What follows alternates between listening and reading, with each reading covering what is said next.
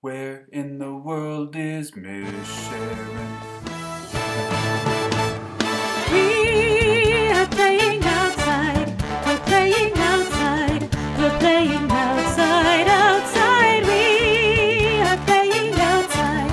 We're playing outside. We're playing outside today.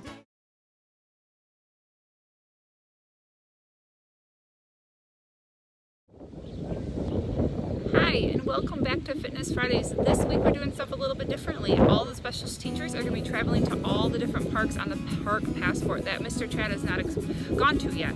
So here I am today at Heisinga Park, and there's so much here to do. We have the pond with geese and ducks everywhere. It's open for fishing. You can sit here and have lunch at the pavilion. The playground is also open, so you can play on the playground. There's a skate park.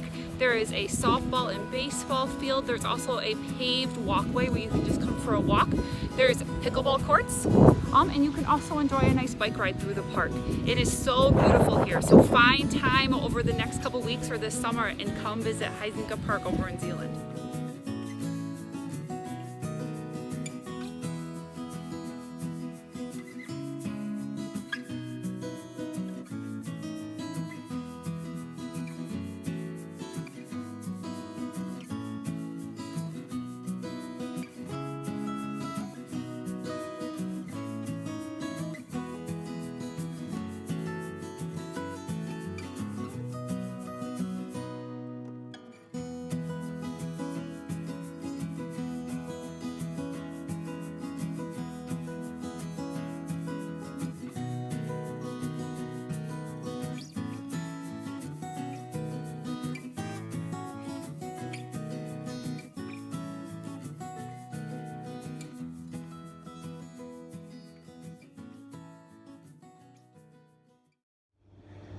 We're here at Outdoor Discovery Center, probably the most familiar park of all of these to you guys.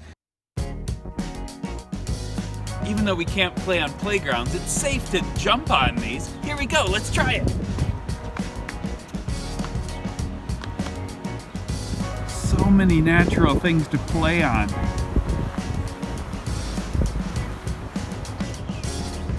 Not many birds out right now, but this is a fun place to watch birds.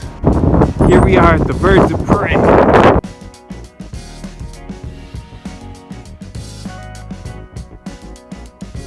I'm about a turkey vulture. What about you?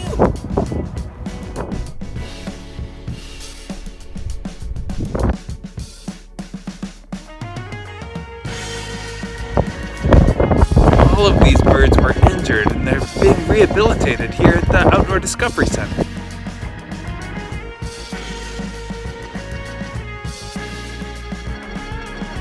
Apparently, our wingspan's about as big as these turkey vultures.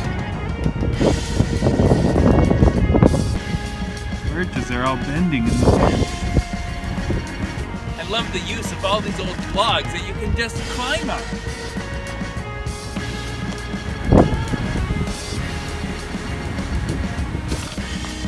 The colors are starting to come out this spring.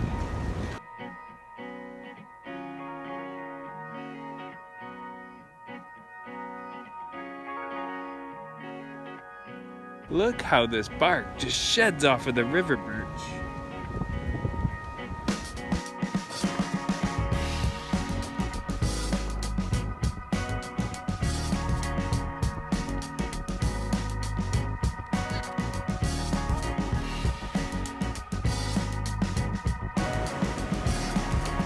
Thanks again for coming with me.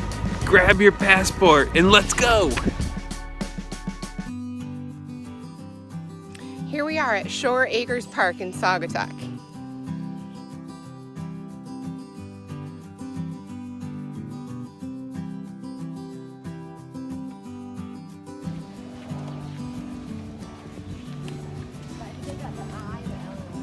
So this park is great for its many hiking trails.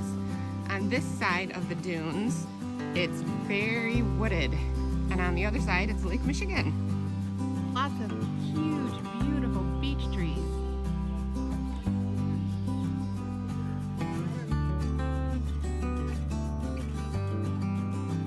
This is an old growth beech oak forest. definitely gonna need something more supportive than flip-flops back here.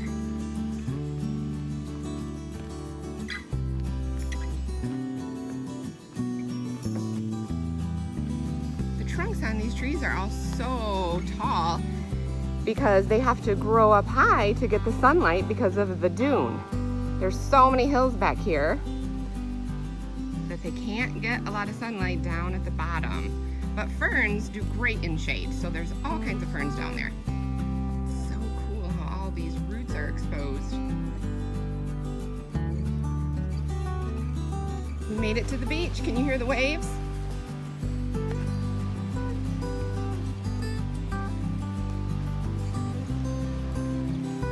And there's Lake Michigan.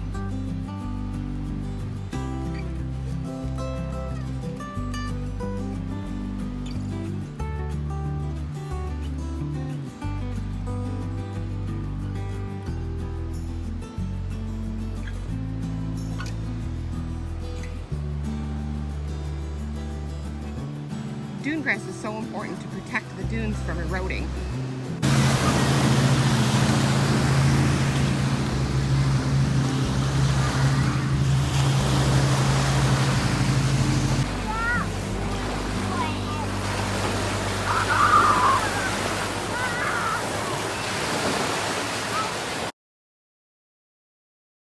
All right, that's it, friends. I hope you're able to make it out to enjoy this beautiful park.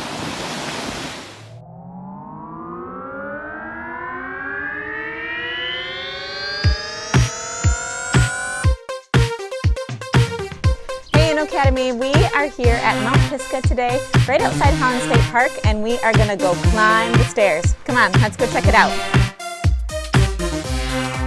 Mount Pisgah is a towering dune east of Holland State Park. Its apex is 157 feet above Lake Michigan.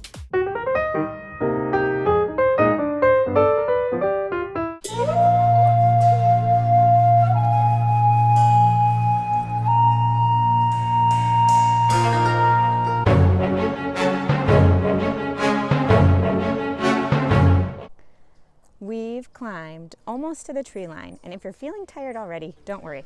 There's lots of benches along the way that you can sit in.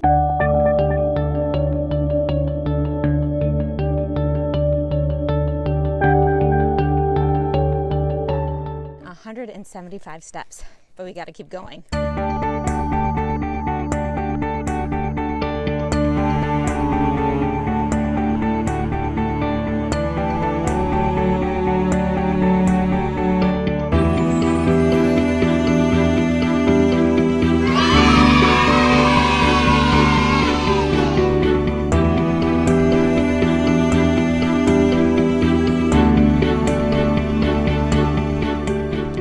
The coolest things about Mount Pisgah are all of the gorgeous views that you will see.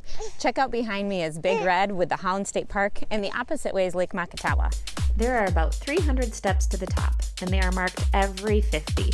But don't worry if that feels a little overwhelming to you, because there are lots of places along the way to stop and rest. The views at the very top are the best yet. Like I said before, you've got Big Red in the state park.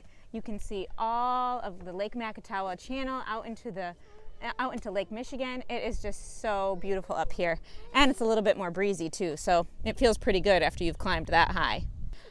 If you're not into going all the way up to the top, or you'd like more walking, there are more trails this way. Come on, let's check it out.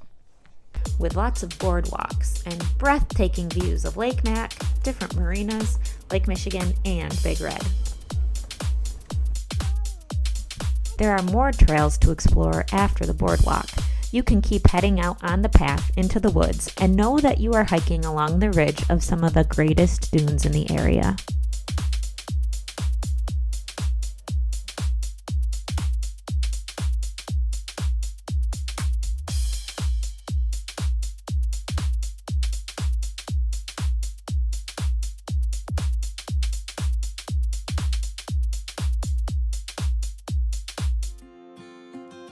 Here we are at Vanralty Farm.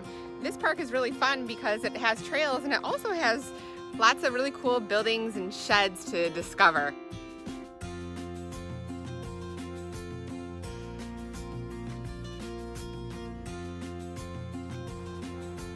This is a cool little shed. It looks like they're storing some wood in there.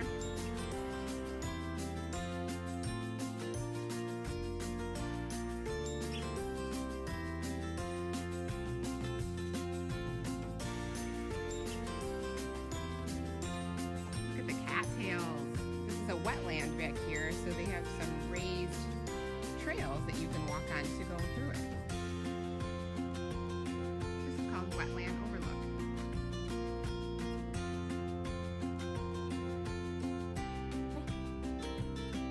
If you look closely, you can see the tadpoles. A dragonfly. So here's some of the history of Van Raalte Farm. In 1847, Reverend Van Raalte bought this land. And later, when his son Benjamin came back from the Civil War, he gave the land to Benjamin. And Benjamin built this house and 2 barns over there. And then he got married and had a daughter. When he and his wife died, the land was inherited by their daughter Julia. And Julia would come here every summer, and she would call this her home. And then she got married.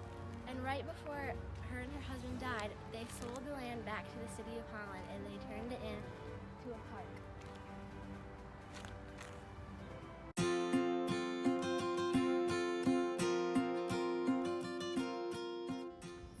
Here I am at Ottawa Sands Park in Grand Haven, technically Spring Lake. There are so many different trails you can walk here. There's sandy trails, there's dunes you can climb, there's a paved bike trail you can also go around, and just have a nice little nature walk with your family.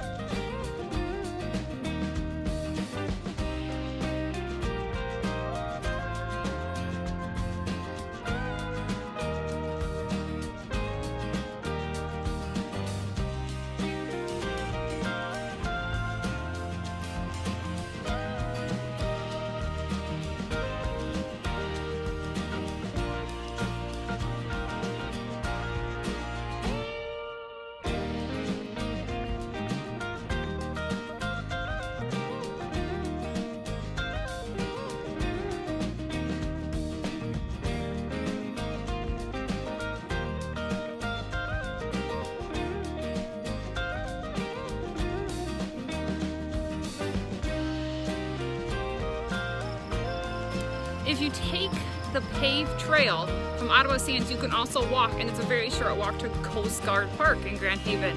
Coast Guard Park has also a ton of trails. It has a softball field, a baseball field, it has volleyball courts, it has a small little playground which is now open, and also has more paved paths as well, and extra parking. Ottawa Sands does not have a lot of parking, so if you get to Ottawa Sands, there's no parking. The park right before that is Coast Guard, and that has a ton more parking, and again, that paved path that leads right to it. My advice is to wear bug spray. There were lots of mosquitoes in Ottawa Sands because of all the trees and the woods and the water. So make sure you put some bug spray on to help you protect from there. Otherwise, have fun on your adventure with your family. I'm here at Bysterville Park in Allegan County to check off one of the furthest away parks from either one of our schools. Let's see what's going on. As we grow into summer, you'll start to notice some poison ivy popping up in different places. We're gonna check out poison ivy and a couple other plants that might look like poison ivy here at this park. The leaves are growing in groups of 3, and the 2 outside leaves have thumbs coming off of the side. It's a good chance that that might be poison ivy. This vine's growing and it's kind of looks hairy on the rope. They say if the rope is hairy, don't be a dope. But check out this cool slug growing on the vine. Some of these look like leaves of 3 too, but they're not. This is actually part of a rose family. These leaves of 3 are actually strawberry plants. This vine growing up this tree has 5 leaves. This is Virginia creeper. It's totally fine.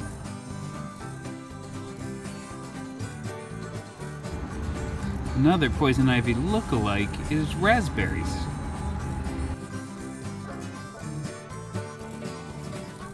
Today I'm using my Seek app. It's a cool app that you should download, and then you can check out and feel more safe when you're touching or exploring plants. So cool. It'll also do mushrooms and animals if you can get a picture.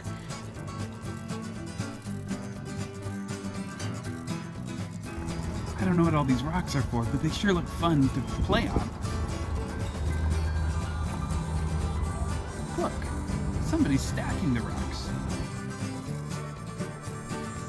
With all the rain that we've had, these paths are so wet. Fun to jump in the puddles though.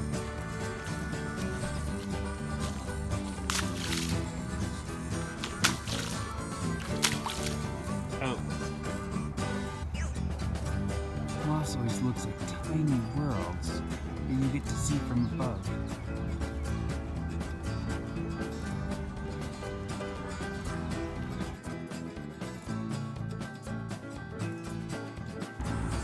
This mushroom or fungus is called jelly ear, and you can kind of see why. We didn't do an episode on fungus, but that sure would be fun, I guess. Willow trees like this can grow even when their roots are really wet. It's perfect for a puddle run. Here we go.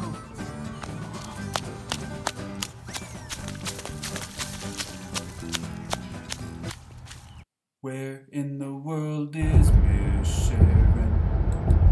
Academic Bridge.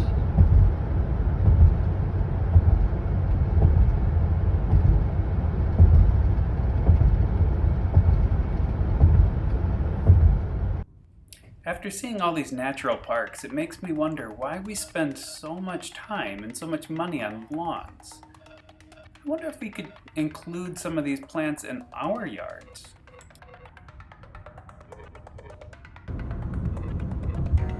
All of this farmland.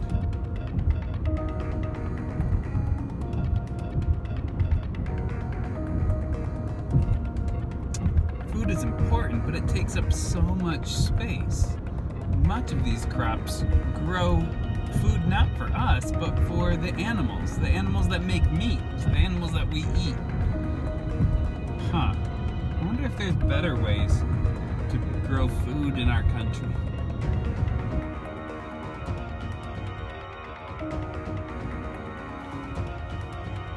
We're here at Hidden Savannah. It's a nursery that focuses on native plants because Calvary on 8th is building a garden full of native plants for the pollinators.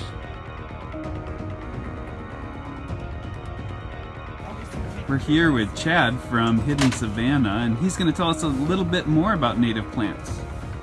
Hey kids, how you doing? So native plants were the plants that grew here originally before Europeans and others came to this country. So a lot of the plants that are native, people aren't necessarily used to seeing anymore because they were in places like prairies and savannas, which have unfortunately disappeared. But the native plants are great for wildlife, in particular for pollinators. Lots of our bees and butterflies like to use them. And additionally, something odd to think about is a lot of the native plants actually harbor more caterpillars. And most people think, well, I don't want caterpillars eating my plants. That doesn't seem right. But if the caterpillars actually serve as a food for a lot of other animals, in particular birds. Over 97% of our terrestrial birds feed their young exclusively arthropods. Oh, there's my dog, sorry. Over 97% of our upland birds feed their young exclusively insects and arthropods. So, if you want to have birds be able to successfully rear continuing generations, then you actually want to have a lot of insects for them to eat. And additionally, there's a lot of insects that specifically only eat certain families or genera or even species of plants. So if we want those insects to be able to survive, then you have to have those host plants. The perfect example that you often hear about is the monarch butterfly. It only eats milkweeds, which are in the one genus, the Asclepius genus. So if you want to have the milkweed, or if you want to have the monarch butterflies, you have to have the milkweed. There are other things like wild lupin, which is one species of plant, and it is host to the that would be an edit. That is a host to the Carner blue butterfly, which is federally endangered. So this butterfly has to have this one single native plant available to survive.